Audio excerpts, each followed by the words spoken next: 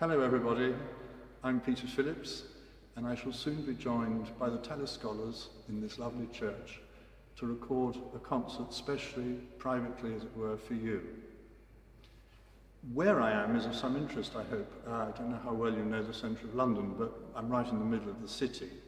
St Paul's Cathedral is just over there, the Guildhall down there, and the Museum of London over there. Now, the reason why we're all going to come here is, I think, pretty well known, and a great sadness to me and us, because we can't come to Boston this December. It goes without saying that we're enormously grateful to Cassie. It's been a sort of backbone to our work all these years. And we love coming to Boston. We love the reception, we love the knowledge that you have of the music and how we're trying to do it.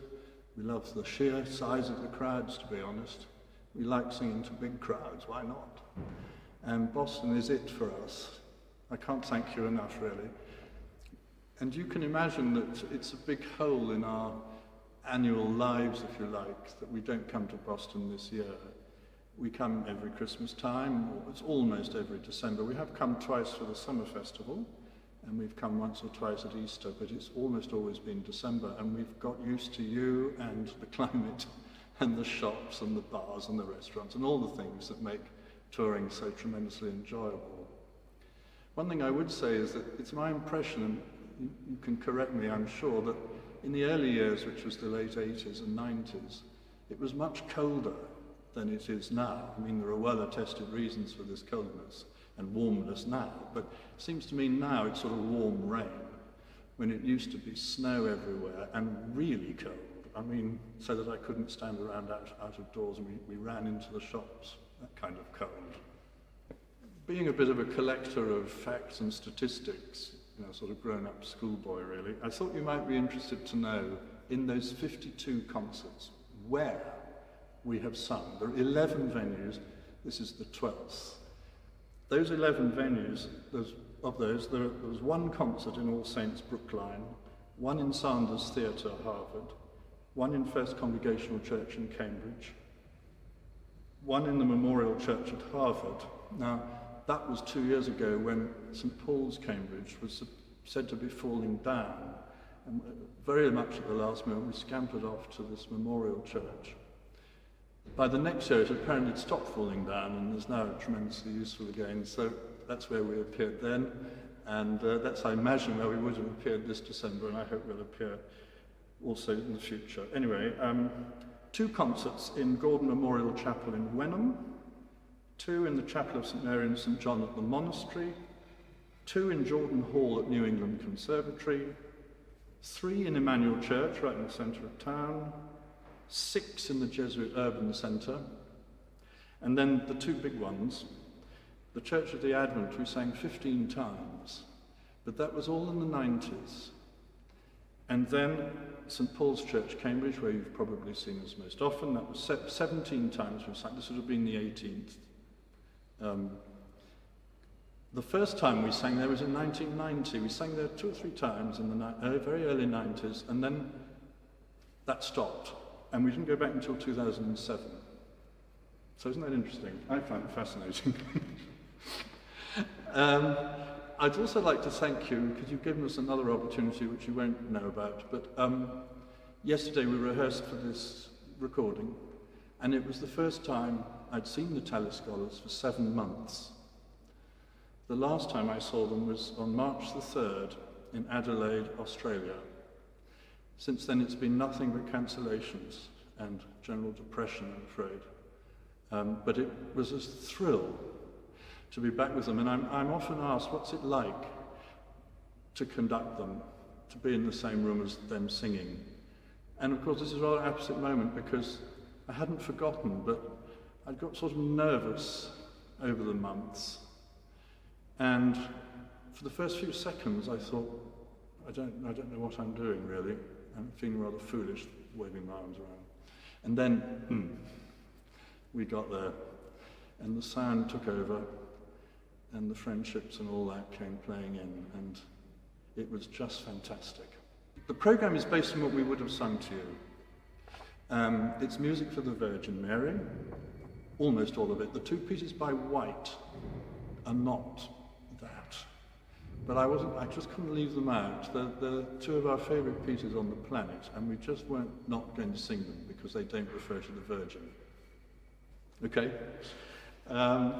The concert is framed by Magnificat settings, which is the Virgin's song, as you know. The first is by Palestrina, and the last item is by Hieronymus, Praetorius, both for double choir, so you get that sort of ping-pong effect between two 4-part choirs, and then they build up to a big 8-part sound. It probably says all this in the program notes, but I thought I would just amplify it, personalise them a little bit. The third piece in the program is Exaudiat Te. Is Exaudiat Te, which is a piece by Robert White that we just have to sing. It's one of those pieces that will not let you go. You start on it, and it just sweeps along, and when you're just stopping to gasp for breath, he piles it on even more.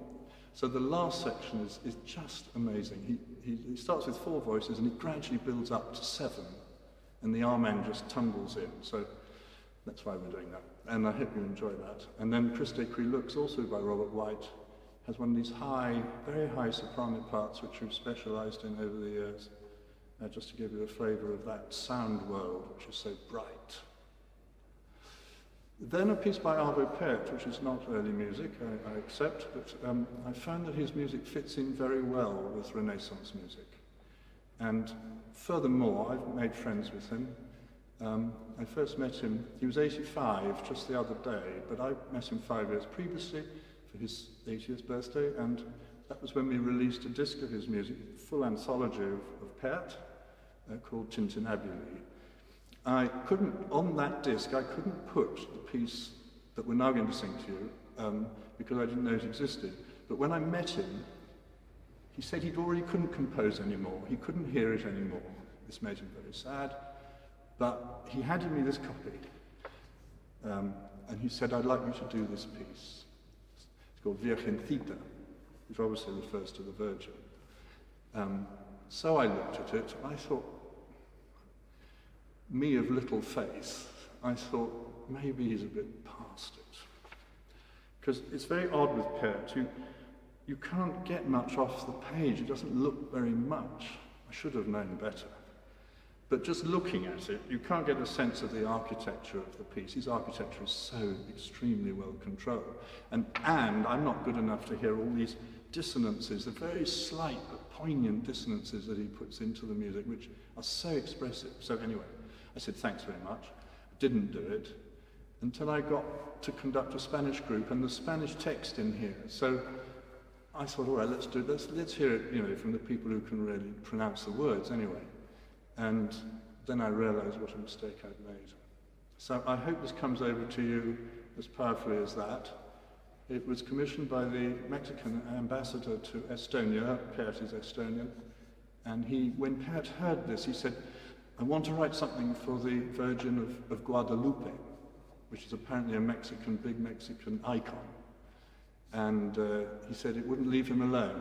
He was just constantly pestered and made to think about the Virgin of Guadalupe until he'd written it out. This is followed by 2 pieces by Guerrero, who's a Spanish composer who was known as the cantor of St. Mary, the cantor of Mary. He just naturally wrote wonderful music inspired by the Virgin Mary. The first piece is for high voices, rather special. The second one is the most famous piece from the whole period, just about, if you exclude Allegri's Miserere. It's a really beautiful motet for 5 voices, and I asked Kathy to give the headline Ave Virgo Sanctissima, which is the headline we've put on this program to celebrate Guerrero and to celebrate Mary.